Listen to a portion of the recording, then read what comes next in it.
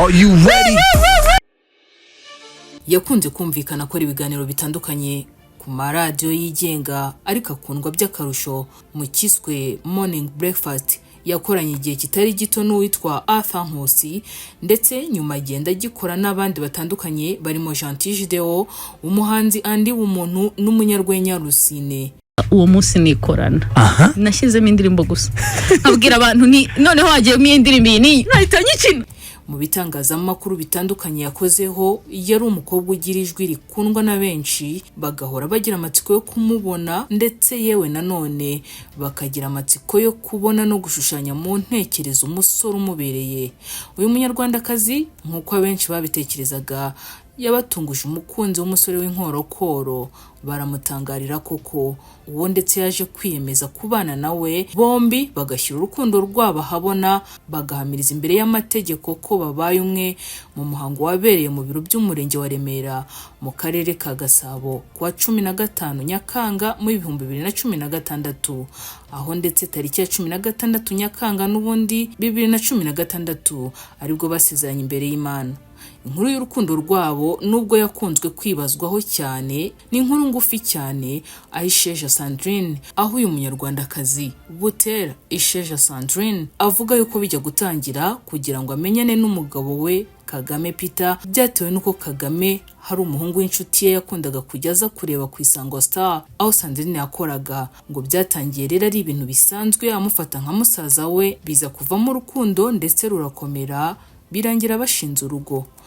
Mu rukundo rwabo uyu mubyeyi w'abana babiri b'abahungu yabyaranye n'umugabo we Peter ngo ashime Imana ko umugabo wazi kwita ku nshingano z'urugo akavuga ko no mu kazi akora ari we mujyanama we cyane ko yize iby'amategeko. Yavuze ko mu rugo rwabo buri wese afite amafunguro yihariye akunda aho kuri we yatangarije abamukunda gakunda cyane imboga naho umugabo we agakunda igitoki ngakunda kandi amafunguro y'abashinwa.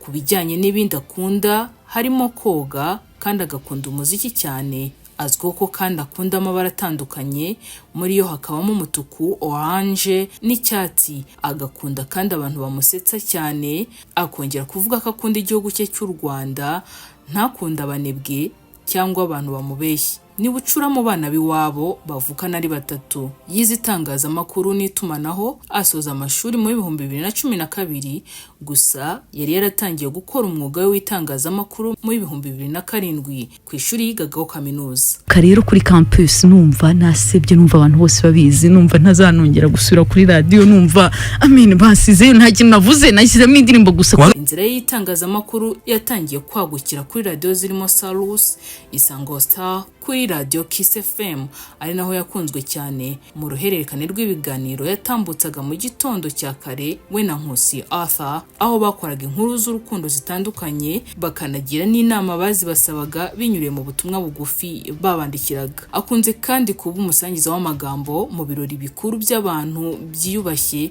nk'aho mu gihe cyo kwiyamamaza k'umukuru w'igihugu hari aho yagaragaye afatanyije kuyobora gahunda na Minisitiri w'Urubyiruko utuma twishima. Akunze kandi gukora indi mirimo nyuma y'akazi ke nko kuba umujaji cyangwa subarizwa mu kanama nkemurampaka nk'aho yagaragaye akora ibi mu bikorwa bitandukanye birimo n'ibya Miss Rwanda.